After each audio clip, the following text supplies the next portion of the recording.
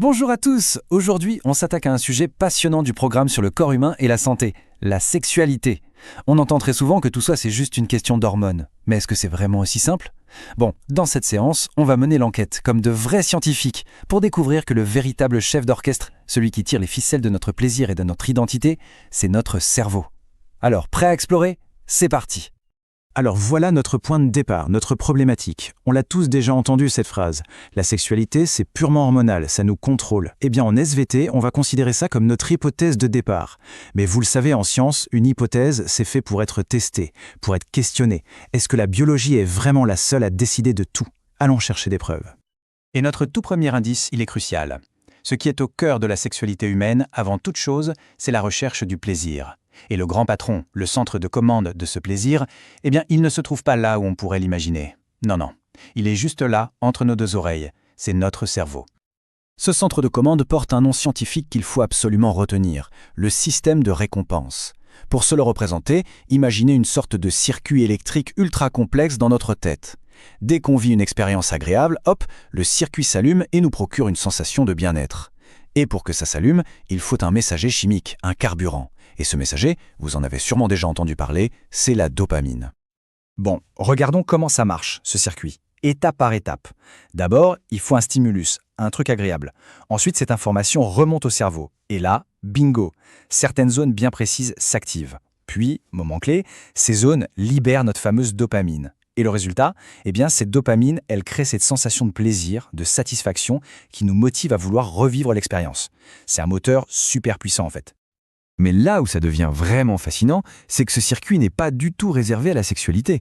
Grâce à l'imagerie cérébrale, ce qu'on appelle les IRMF, on a découvert qu'il s'active exactement de la même manière quand on mange un plat qu'on adore, ou même, et ça va vous parler, quand on reçoit un like sur les réseaux sociaux. Vous voyez cette petite sensation de satisfaction ? Eh bien, c'est de la dopamine en action. C'est le même mécanisme de récompense qui est à l'œuvre. Ok, donc on a bien compris. Le cerveau et son système de récompense sont au centre de tout. Mais attention, ce circuit, on le retrouve aussi chez beaucoup d'autres mammifères. Alors qu'est-ce qui fait que la sexualité humaine est si différente ? C'est ce qu'on va voir maintenant. Regardons un peu cette comparaison. D'un côté, chez la plupart des autres mammifères, on voit que tout est très contrôlé par les hormones, par les cycles. L'objectif, c'est principalement la reproduction. Et de l'autre côté, chez nous, les humains, eh bien c'est une autre histoire. C'est bien plus complexe. Nos pensées, nos émotions, tout ce qui est cognitif et affectif, ça joue un rôle énorme.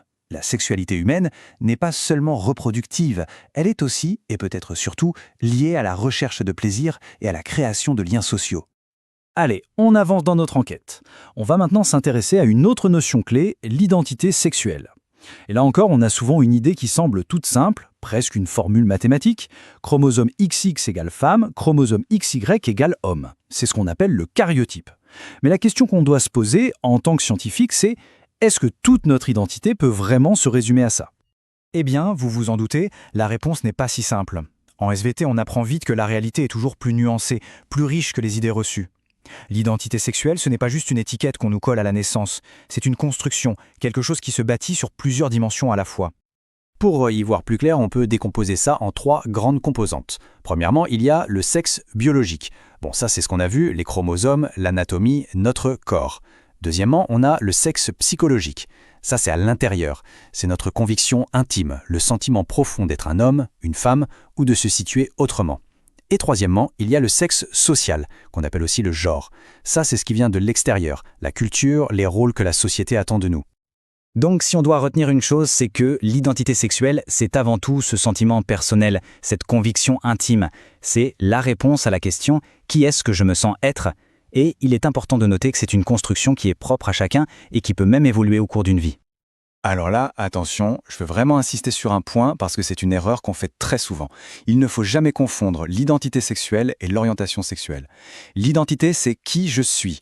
L'orientation, c'est vers qui je suis attiré, qui j'aime, que ce soit des personnes du même sexe, de sexe opposé ou des deux. Et ça, c'est vraiment le point crucial, le truc à retenir absolument. L'identité sexuelle, donc qui je suis, et l'orientation sexuelle, qui j'aime, sont 2 choses complètement indépendantes. Imaginez 2 axes différents qui ne dépendent pas l'un de l'autre. Connaître l'un ne nous dit absolument rien sur l'autre. Bon alors, pour faire le bilan de notre enquête, on peut dire que la sexualité humaine est une construction biopsychosociale. Je sais, le mot a l'air un peu barbare, mais c'est très simple. Bio pour biologique, gènes, hormones, cerveau. Psycho pour psychologique, émotions, pensées, histoire personnelle. Et social pour, la société, la culture, l'éducation. Et le plus important, c'est de comprendre que ces trois piliers interagissent en permanence. On ne peut pas les séparer. Alors, revenons à notre question de départ. La sexualité, une simple histoire d'hormones? Eh bien, après tout ça, la réponse est un grand non. C'est tellement plus complexe et plus fascinant. C'est une construction où notre cerveau, notre psychologie et la société dans laquelle on vit jouent des rôles essentiels. Et ça nous amène à une dernière question, une ouverture pour réfléchir. Si la dimension sociale est si importante, alors comment est-ce que les stéréotypes, tous ces clichés sur ce que devrait être un garçon ou une fille, nous influencent chaque jour? Voilà une bonne question pour un prochain débat. Merci à tous et à très bientôt en SVD.